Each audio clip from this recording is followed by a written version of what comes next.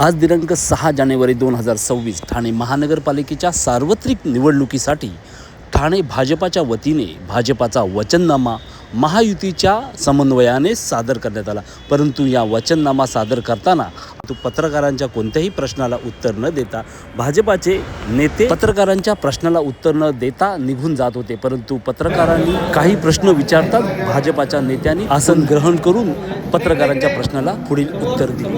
आम्हाला प्रश्न विचारण्याची संधी की आज पत्रकार दिन आहे आणि त्याला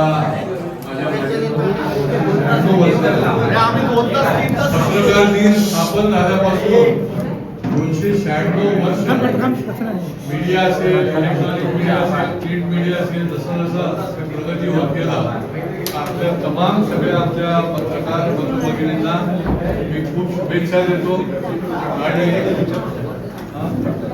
आणि पत्रकार दिनाच्याही शुभेच्छा देतो।